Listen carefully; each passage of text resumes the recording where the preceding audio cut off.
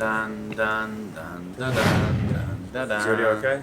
Dun. Dun, dun, dun, dun, dun, dun, dun. I think we're ready to go. That's Yeah. it, Max. Cool. This is not our usual meeting place. No, no, no. We are in Dubai. It's a beautiful day. We're in a villa by the beach. And this is LVMH Watch Week. The big news, I suppose, is the development of the Finissimo. Yeah. Now, this was a watch that, when it was released, it has a very striking aesthetic. And this is a big change for us to see from what we have here to what we have here. Tell me, how did this evolution happen? But this watch was born 3 years ago. My role is to imagine the evolution of our iconic signs. So the Finissimo is one of our assets, and it's very important to imagine the evolution of each SKUs. In the timeline of the Finissimo, how long had the titanium been in existence before this came to You have to imagine that we spent more than 2 years and a half just to develop the movement. Yes.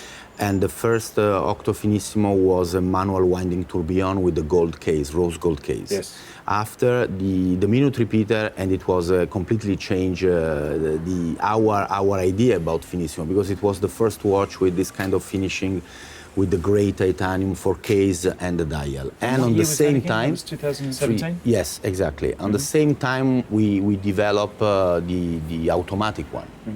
And the minute repeater was a great success, and we changed completely the aesthetic of the automatic one thanks to the minute repeater. So it's very important for us to imagine the evolution of our iconic signs 3, 4, 5 years before the market, the client.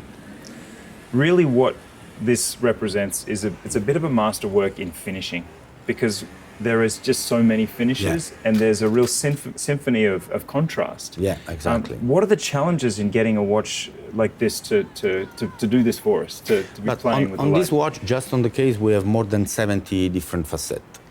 So many trials and prototype, because just for the bezel we made 4 or 5 prototypes to find the right finishing, and the sun ray is really fantastic, because it gives it some movement. Exactly. Yeah. Exactly.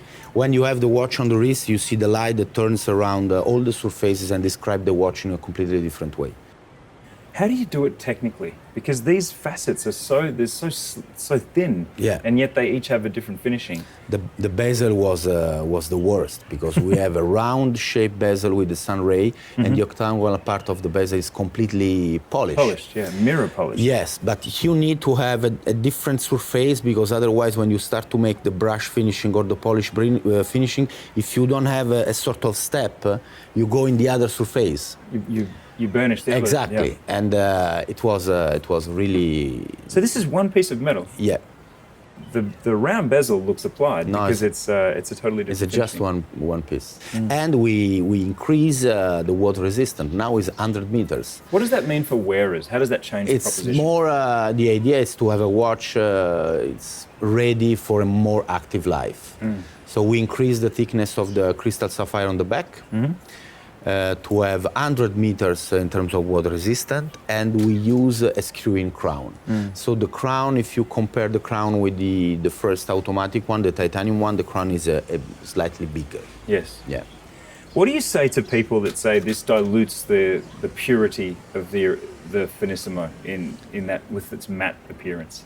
It was important to have a different face for a different way to wear a grand complication watch, because when you combine ultra thin execution with the automatic movement, you talk about a grand complication watch. So the idea behind was to wear a grand complication watch in a more Italian way, more understated, more chic, more contemporary, first of all. And for this kind of concept, is a new concept, you need a new face. That's why we decided to have just one finishing, one color, one material, to make a statement in terms of aesthetics. Another choice that was offered this year, which is unexpected. One small step from matte titanium to very shiny steel is one thing, but then we have another step to highly liquid polished ceramic. Yeah. What is this? I find this a pretty crazy watch. Yes, you know, the Octo is a unique.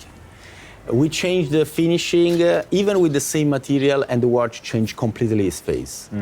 The idea behind the new ceramic one is to have a more bright surfaces, And I love the matte finishing, but even the new one, it's absolutely. It's quite spectacular. And quite spectacular. I think it's going to be more, in a way, I think, more commented on. Yes. Because it's got a very liquid, black appearance. When you have the sandblasted finishing, the watch is more sharp, is more edgy. Yeah. When you have the polished surfaces, it's more, it's smooth, it's more, you see different details. I feel that this is sharper, even. This is like a blade now. This is like a blade, even because the material in your brain recall you the blade, the sword, so is a steel. But I think it's, I love this watch, honestly. I find very, very elegant and sporty at the same time. As a designer, when you're designing a watch, are you thinking about the wrist that it will eventually be on and the context of that person? For sure. So where do we see the polished ceramic? Because I began to imagine black tie. Yes. Sort of someone who's very confident in their black tie and want to have something glossy and luxe as well. At the beginning, the idea was to have a stealth watch. Stealth. Yes, for the ceramic, but even before for the titanium. Something that if you want... This is a stealth watch. If I'm just jumping over here, this is the stealthiest Bulgari ever made. Exactly. Yeah. So the idea was to... ceramic. This is the original ceramic. The original ceramic. The idea was to have something that you, if you want, you could hide under the shirt. It was the first watch completely made in ceramic, the buckle, the dial, the case, and the bracelet. And we need a new face to say, look at me, I'm different. I'm a different technology, I'm a different features. So it's very important that design in terms of aesthetics and in terms of feature have to talk the same language and have to be the same level. For us, I'm Italian, Bulgari is an Italian brand, beauty and technicity and technical feature have to be at the same level.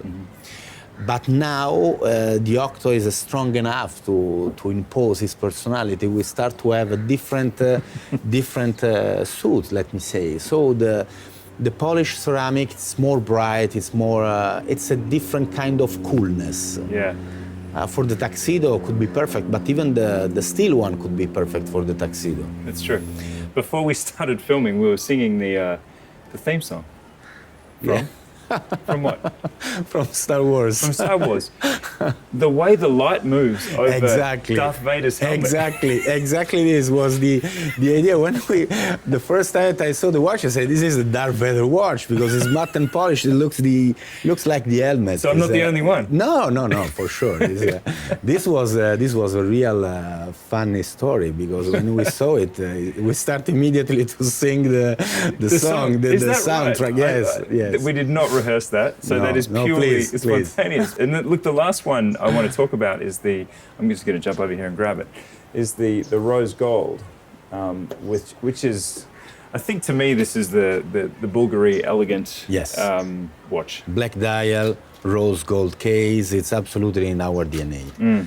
It's even we have the same finishing of the steel one, so sun ray for the bezel, and brush and polish for the case. It's absolutely flamboyant, let me say. It's very Italian chic.